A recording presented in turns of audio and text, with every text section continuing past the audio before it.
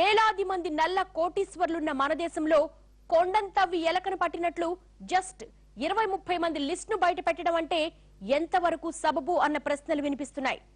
అసలు స్విస్ బ్యాంకుల్లో మనోళ్ళు దాచుకున్న డబ్బెంత, దాన్ని తీసుకొచ్చే మార్గమేంటి, అవన్నీ వదిలేసి దీన్ని కూడా రాజకీయం చేస్తున్నారంటే జనం ఏమనుకోవాలి? అన్ని ఆతారు ముక్కలే అని సర్దుకుపోవాలా, లేక బ్లాక్ మనీ వస్తే ఎంత మేలు జరుగుతుందో అని ఆశపడాలా?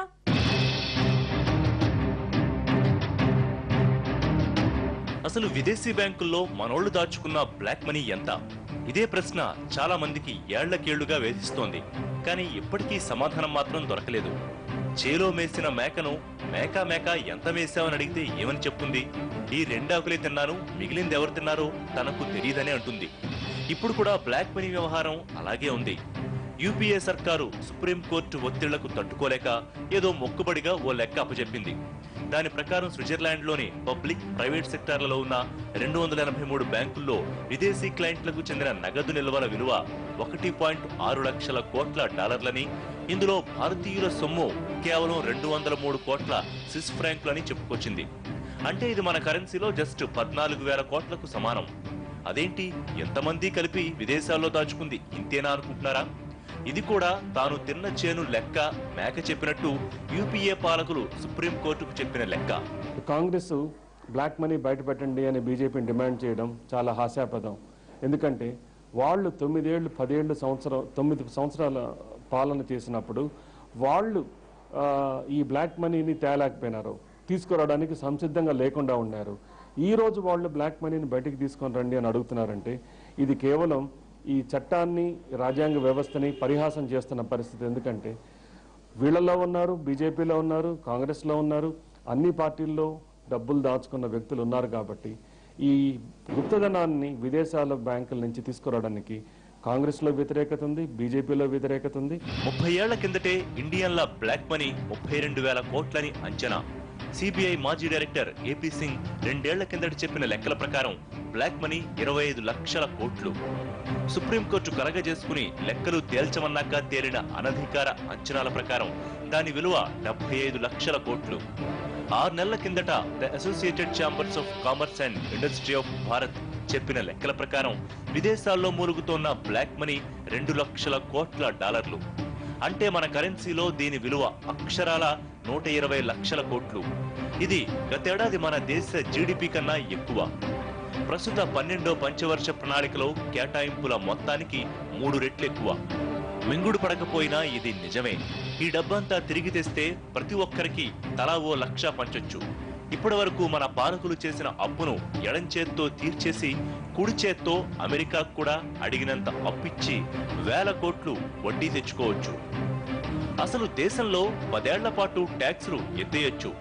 ప్రాజెక్టులన్నీ పూర్తి చేసి ప్రతి నగరాన్ని స్మార్ట్ సిటీగా చేసి వాటి మధ్య మామూలు రైళ్లకు బదులు బుల్లెట్ ట్రైన్లు వేసుకోవచ్చు. అంతెందుకండి, దేశంలో ఉన్న రైలు పట్టాలకు బంగారం పోత కూడా చేయించుకోవచ్చు. కానీ అవన్నీ ఆ బ్లాక్ మనీ మొత్తం ఇండియాకు తెచ్చినప్పుడే సాధ్యం.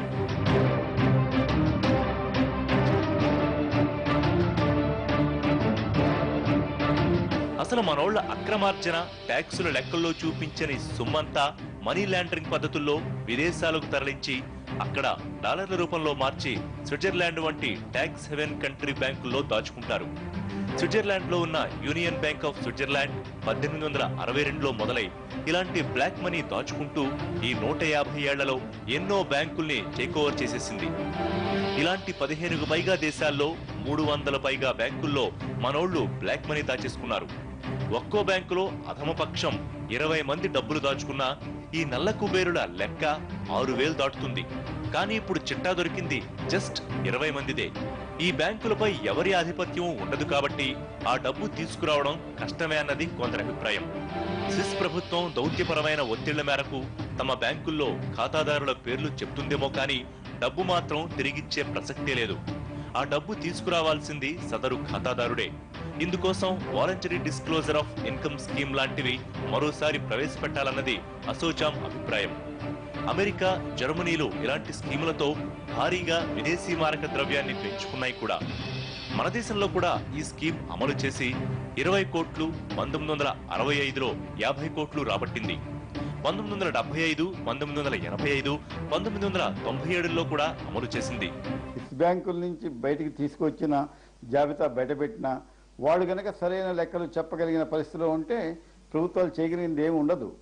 కాబట్టి ఏంటంటే ఇవాళ అసలు ప్రభుత్వాలు ఎక్కడో స్విస్ బ్యాంకుల్లో ఉన్నటువంటి ధనాన్ని నల్లధనం తెల్లధనం చేస్తూ ఉంటాం కంటే కూడా స్వదేశంలో ఉన్నటువంటి నల్లధనాన్ని అరికట్టడానికి ఏం చేస్తున్నారు అనేది మొట్టమొదటి ప్రశ్న.